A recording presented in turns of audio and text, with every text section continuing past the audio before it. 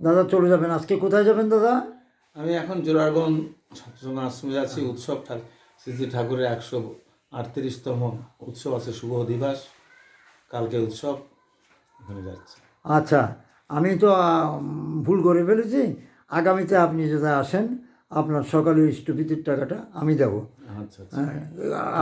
আপনি বলেন না, আপনি তো বলি নেই। ঘটনা হচ্ছে যে আমরা জানি আমাদের বাড়িতে গেলে ওই এটাই ঠাকুরের নিয়ম। আগেকার দিনের ঋত্বিকরা এগুলো শিখাইতেন।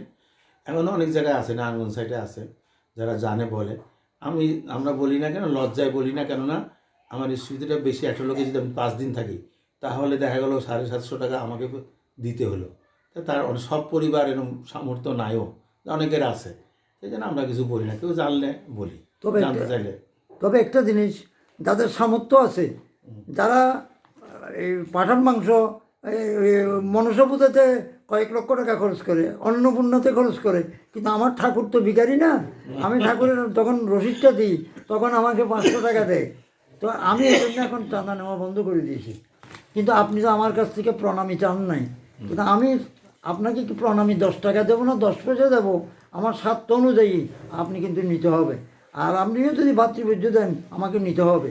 এগুলো তো আমরা শিখি নাই, আপনাদের তো কেউ আমাকে শিখাই নাই। যে ঠাকুর একটি বাণী আছে, ধরেন আপনার যতকের আশীর্বাদ আছে, কোনো জায়গায় গেলে আপনাকে কিছু দক্ষিণা দিল, সেটা মাথার সাথে লক্ষ্মী। ঠাকুর বলছেন দক্ষিণা দিলে গ্রহণ করে না, লক্ষ্মী তার ধার ধারে না। এই জন্য লক্ষ্মী হচ্ছে দক্ষিণাটা নিলে ওই টাকাটা নিয়ে আপনি ওই নিজের ইষ্ট কাজে ব্যয় করলেন, ইষ্টবৃদ্ধি করলেন। সেই কাজটা মাথায় করে প্রণাম করে ঠাকুর বলবেন ঠাকুরই দিচ্ছেন আপনাকে, এটাই ঠাকুর। দাদা আমি এগুলো আপনি আমাকে ক্ষমা করবেন, আমি কারোর সমালোচনা করছি না। কালকে আপনার এক অবলেট, সেই বিরাট নেতা, হ্যাঁ রাজনৈতিক নেতা, সে আপনাকে প্রণাম করে, আমাদেরকে প্রণাম করে বলতে কিছু খাইয়েন।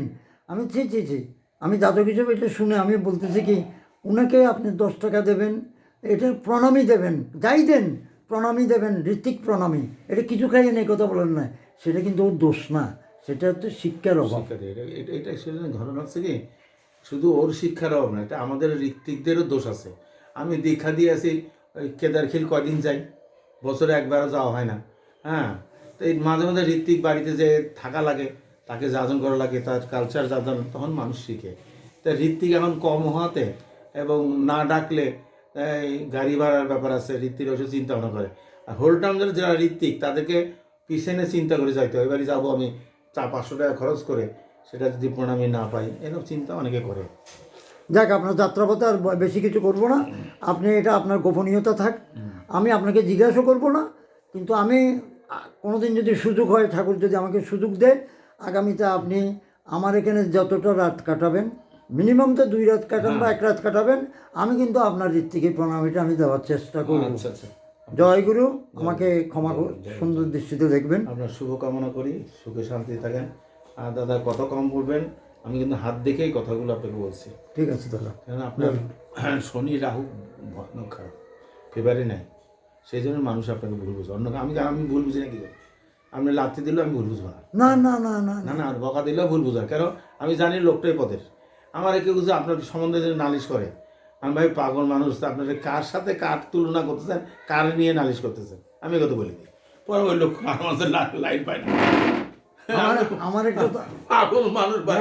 না, আপনারা পাবনার লোক, আপনারা ঠাকুরের জন্মস্থানের লোক, কিন্তু একটা জিনিস দাদা, যতই কই আপনার কাছে যে আমার যে হৃদয়ের কথাটা আমি ব্যক্ত করতে পারি, আমার ঘরে পারিবারিক আমার ছোটো ভাইদের সে ঋত্বিকগুলো, তাদের সাথে সেরকম মন আদান প্রদান করতে পারি না, এই কারণে আমার ব্যর্থতা আছে। এটা হচ্ছে দাদা শুধু আপনার ব্যর্থতা, এটা আমাদের ব্যর্থতা, এটা আপনার একা ব্যর্থতা না। আমরাও তাদেরকে সেই বুঝ দিতে পারি না। ছোটো ভাইয়ের সাথে কীভাবে ব্যবহার করতে হয়, বড় ভাইয়ের সাথে কী করে ব্যবহার করতে হয়, এগুলো ঠাকুরের বলা, এগুলো করতে হয় না। মানুষের তো প্রতিটি মানুষের অহংকার আছে, এই অহংকারে হয়ে আমরা শেষ হয়ে যাচ্ছি। আজকের ভিডিওটা আমি করেছি আমার একটা নিজের ব্যক্তিগত উদ্যোগে আমি এটা করেছি। এটা আমার যাজন প্রক্রিয়াতে, আমি যখন যাজনিক প্রক্রিয়াতে যাই, যারা আমার শুভানুধ্যায়ী গুরুভাইরা আছে, যারা আমাকে খুব ভালোবাসে, তারাই যেন সুন্দর দৃষ্টিতে এটা শিক্ষা গ্রহণ করে। এই জন্য আমার ভুল ত্রুটিগুলা, মানে আমি আমার চরিত্রগুলো প্রকাশ করেছি, কারণ আমি অনেক সময় আমিও ব্যাপার কথাবার্তা বলেছি, মানুষকে কটু কথা বলেছি। এই কারণে আজকের ভিডিওটা আমি সংরক্ষণ করলাম, কোনো কাউকে ছোট করার জন্য নয় এবং উদ্দেশ্য প্রণোদিত নয়। আমাকে ক্ষমা সুন্দর দৃষ্টিতে দেখবেন, বন্দী আমার জন্য একটু প্রার্থনা করবেন। জয় গুরু, জয় গুরু।